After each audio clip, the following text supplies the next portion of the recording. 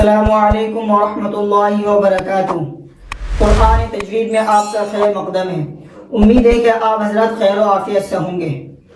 میں نے پچھلے ویڈیو میں زبان اور حلق کے بارے میں آپ کو بتایا تھا۔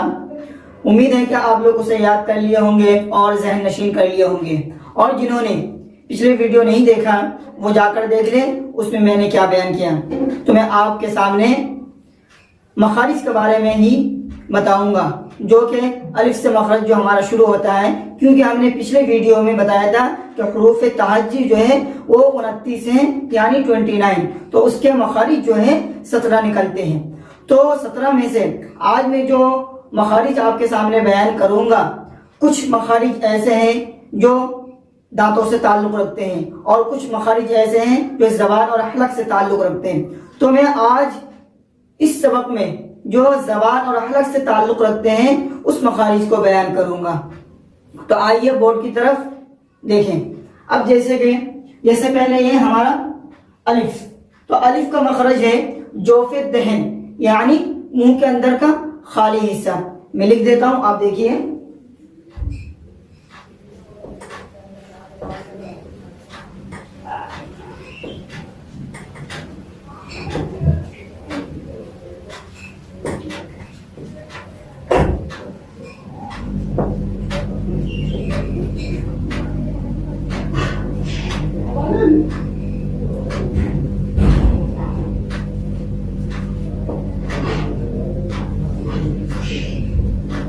یہ دیکھیے الف کا مخرج جوف دہن، یعنی منہ کے اندر کا خالی حصہ، یعنی جو ہماری جو منہ ہے، تو منہ کے اندر کا جو خالی حصہ جو ہے اس سے الف کی ادائیگی ہوتی ہے۔ جیسے کہ ہم اگر الف کی ادائیگی کریں گے الف، تو اس میں کسی سے رکاوٹ نہیں ہے، نارمل آواز سے آپ بولیے الف الف۔ تو جوف دہن جو ہے یعنی منہ کے اندر کا خالی حصے کو کہتے ہیں، اس سے ہماری جو ہے الف کی ادائیگی ہوتی ہے الف۔ سمجھ گئے آپ؟ اب آئیے دوسرے مخرج کی طرف، غین اور خا۔ میں نے آپ کو بتایا تھا حلق کے بارے میں۔ حلق کے جو 3 حصے کرتے ہیں، ادنائے حلق، وسط حلق، اقصائے حلق۔ ادنائے حلق جو منہ کی طرف والا ہے، جو شروع والا ہے، وسط حلق جو بیچ والا ہے، اقصائے حلق جو سینے کی طرف والا ہے۔ جو اب اس بورڈ میں جو غین اور خا، غین کا مخرج ہے ادنائے حلق، یعنی حلق کا جو منہ کی طرف والا جو حصہ ہے، اس سے ہم غین اور خا کی ادائیگی ہوتی ہے۔ جیسے کہ غین خا، غین خا، آپ بولیے غین خا، غین خا۔ سمجھ گئے؟ میں آپ کو لکھ دیتا ہوں۔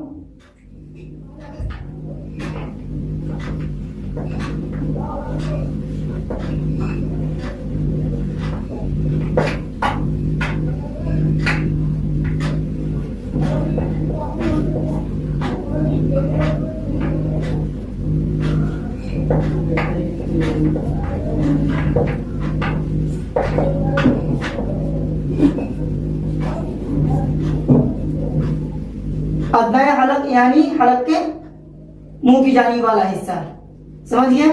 اس سے ہماری غین اور خا کی ادائیگی ہوتی ہے۔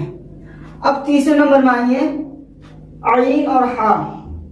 حلق کا جو بیچ والا جو حصہ ہے، اس سے عین اور حا کی ادائیگی ہوتی ہے۔ جیسے کہ عین عین، حا حا۔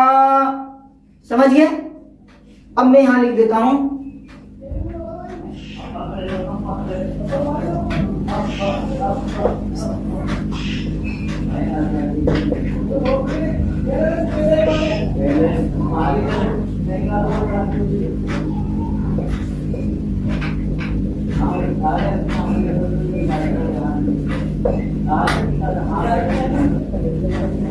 وسط حلق یعنی حلق کی درمیانی حصہ، سمجھ گئے؟ یہ عین اور حا کی ادائیگی ہے۔ اب آئیے چوتھے مخرج کی طرف، حمزہ اور ہا۔ حمزہ اور ہا کی مخرج ہے جو حلق کا جو سینے کی طرف والا ہے، اس سے حمزہ اور ہا کی ادائیگی ہوتی ہے۔ جیسے کہ حمزہ، ہا حمزہ ہا. میں نے آپ کو بتایا تھا نا جب حمزہ اور ہا کی ادائیگی ہوتی ہے سینے کی والا جو حصہ ہے وہ دل جو ہے نا تھوڑا سا دہل جاتا ہے یعنی ہلنے لگتا ہے. حمزہ ہا. میں لکھ دیتا ہوں آپ بورڈ میں دیکھیے.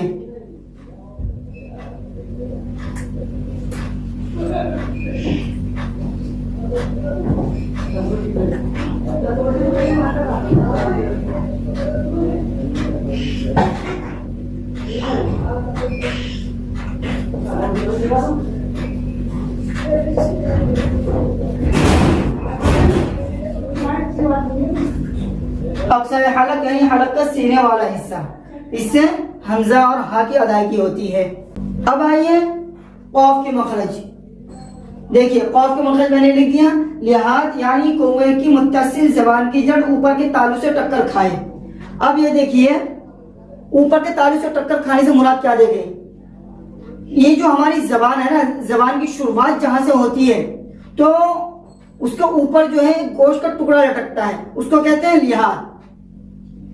اور جب وہ اوپر کے تالو سے ٹکر کھاتا ہے زبان کی جڑ جب قاف کی ادائیگی ہوتی ہے, جیسے کہ آپ بولیے قاف قاف, سمجھ گئے. اب آئیے کاف کی مخرج. کاف کی مخرج بھی ایسے ہی ہے, زبان کی جڑ جو ہے اوپر کے تالو سے ٹکر کھائے, لیکن فرق اتنا ہے یہ تھوڑا سا منہ کی طرف حصے سے ادا ہوتے ہیں, تھوڑا سا منہ کی جانب ہٹ کر, جیسے کہ کاف کاف. اب یہ آپ کو سمجھ میں آ گیا, بورڈ میں دیکھ لیجئے. میں یہاں لکھ دیتا ہوں قاف کے مخرج سے ذرا منہ کی جانب ہٹ کر. قاف کی مخرج جو میں نے بتایا تھا لحاظ یعنی کوے کی متصل زبان کی جڑ اوپر کے تالو سے ٹکر کھائے. اب اسی طرح قاف کے مخرج سے ذرا منہ کی جانب ہٹ کر یعنی تھوڑا سا منہ کی طرف جھکا کر کاف کی ادائیگی ہوتی ہے. امید ہے کہ آپ اس سبق میں سمجھ گئے ہوں گے, اور انشاءاللہ جو آگے کا سبق جو میں آپ کو بتاؤں گا. اب میں آپ سے الوداع لیتا ہوں. السلام علیکم ورحمۃ اللہ وبرکاتہ.